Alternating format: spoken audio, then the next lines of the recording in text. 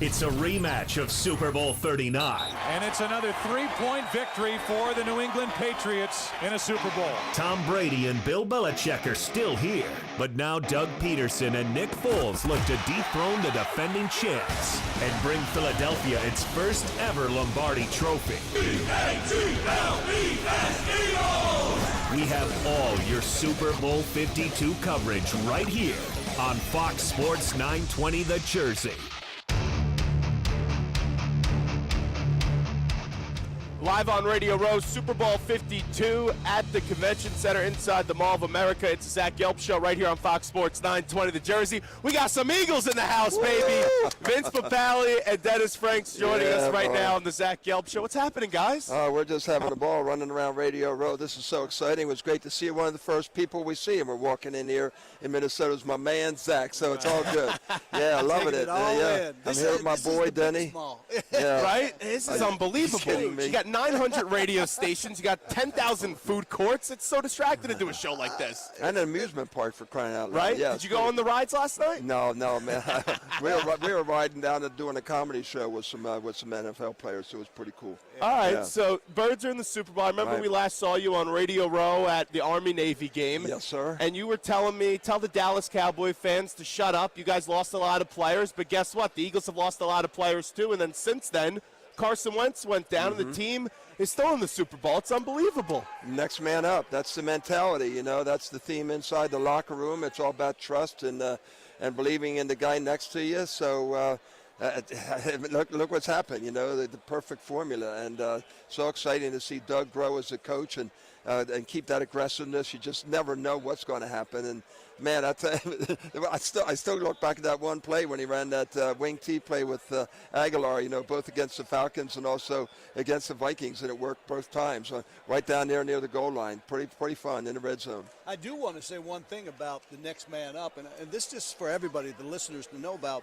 You know, on a pro team, you've got a lot of talent. The differences from the first and the second really is number of reps in practice and timing.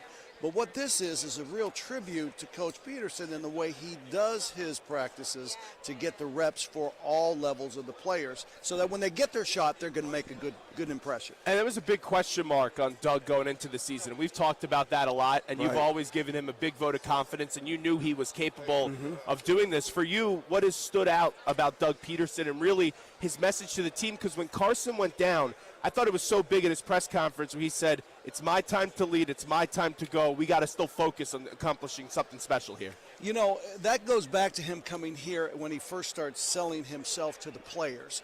I think the success is because of their belief in him and the cause and the mission for the people of Philadelphia. It's not about any one player. It's about playing for the guy next to you. I think that really epitomizes what's being shown today. But what I'm most proud of Foles stepping up and coming in, the offensive line coming together after the injuries going down there. I love it. Everything I'm seeing is that they're playing for each other, and that's a hard thing to beat.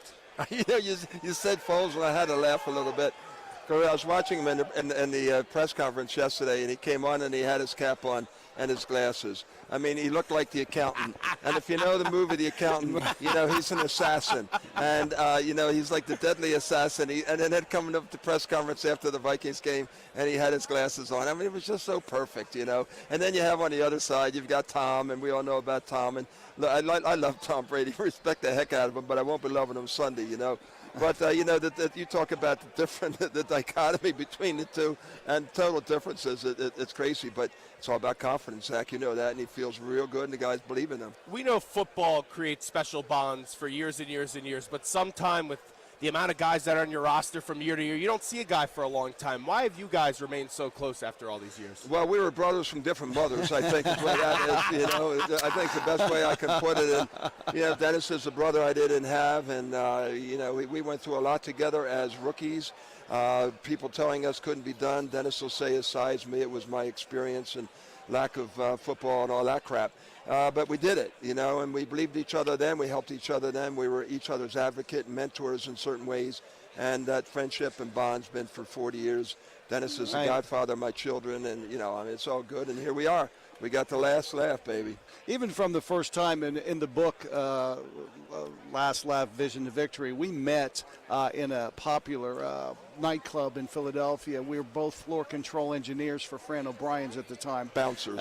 We didn't really like That's what they called them back then? Yeah, no, I'm from Michigan, I'm from Brady country, So the bottom line was we got to know each other. We got into a brawl, and we ended up standing back to back through this. We got our butts kicked, but the friendship began. Yeah. 2 NFL players got their butts kicked? Yeah, 8 other people. Yeah. It's a tough Philly crowd. Yeah, that's another thing. But 40 years of friendship, it was really good. And I think we appreciate one another for who we are and respect one another. But what Vince has overcome and what he has done, not only during football and what he did after football, is a real compliment to him and his work ethic.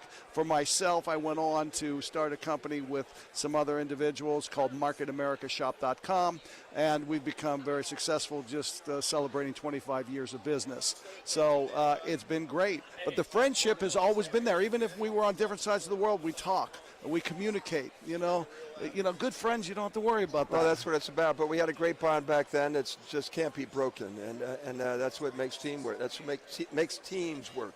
And we say teamwork makes the dream work. So it's been great. The book is The Last Laugh, Vision to Victory, on sale everywhere on March 5th, but you can order it now at shop.com. Make sure you do that. If Vince Papale and Dennis Franks are writing a book, we got to get it going here in the Jersey and Philadelphia market. We know people are going to be going nuts. The book signings, it's going to be a crazy scene. You know how Eagles are. Give me a thought on this game and what you think this game's coming down to. Well, obviously it's going to be about ball control. We've got to keep Brady off the field. And so I expect that Doug's going to try to get that ground game going as much as he can. Nick, that's a Freudian slip. Nick has just been flawless, in the last couple games, and he's executed the game plan exactly the way Doug likes it. So I'm real confident and feel very good. I think defensively, you got to shut. He's going. How many thinks he's got? 45, 50 passes, maybe. Last year he threw 60-something in the Super Bowl. It's going to be the challenge, and but you got to keep pressure on him and just keep pounding them, and stay after him. And yourself? Yeah, I'm really high on the offensive line as well as the defensive line. I believe with that 4-prong attack, running attack, the diversity of the different styles of running, with our offensive line coming off the ball. They're not just positioning block, they're owning the line of scrimmage. If they do that against the New England Patriots, they're in for a long day, which is going to open up that pass for Foles. Bottom line is I'm picking Eagles 35-24. Surprise. Yeah. Right? Surprise. Philly guys taking the Eagles. What a shocker. All right, before we let you run, the floor is yours, gentlemen. Tell me what this book's about. Tell me why you have to go get it, and read it. About a few years ago, back when we were playing the Redskins, if you saw the movie, there's this really iconic scene where Dennis, I hear something where Dennis has to work on his weak side, and I come into the room, and Dennis is there. I'm a center. I don't like anybody, And that's the scene. I remember that. With the knuckles and look at the color of my knuckles. Right. So anyway, so there lost you a lot go. of weight. 60 pounds. 60 pounds, yeah. So we take that play, and it actually happened in real life against the Redskins. We're backed up against the goal line. Mike Michelle's our new punter. He was nervous as heck. And then the Redskins called a timeout. And I'm watching the sideline, and they're saying, no fair catch, no fair catch. And then they line up, and I saw the knuckles go from white to normal color. Wow. And the pressure, and I called an audible that meant I'm gone. Everybody slide to the right and protect me, and I got the clean release. And the expletives of the two guys I beat off the ball. And then it was just me and the ball and the return guy, Tony Green, and I clobbered him, and Dennis recovered the fumble. And on the sideline, we threw our heads back in a picture that's iconic that you see right there, and it's in the Pro Football Hall of Fame called The Last Laugh. And that eventually we always said, we're going to write a book, we're going to do something with it. And I'll let Dennis pick up from there. And, we came and got some great contributors. Mark Wahlberg is one of our running the floor. We got Dick Vermeil in it. And some people that Philadelphians would know, of course, is Pat Croce. Pat Croce, Heather Metz. Yeah, and Colonel Tom Mannion, a Gold Star father, so, and some others from around. And so, Dennis, you want to pick up from there? You know, just from my standpoint and Vince's, we love the underdog. And there are so many talented people that just don't know how to get to that next level. This book is entertaining. It's both for men and women.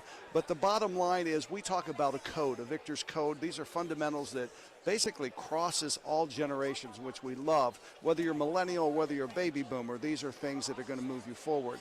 So through the victor's code, 7 words that if you keep it in heart, you will get to where you want to go. Now, the other thing is that the Hall of Fame, those 12 people that we're talking about, they basically share their last laugh, which is really just overcoming the obstacles and getting the victory, and they apply the code as to how it helped them. So you're getting 12 different views plus our view, so you're going to have takeaways. I call them nuggets that are going to make a difference. So I love the last laugh, vision to victory.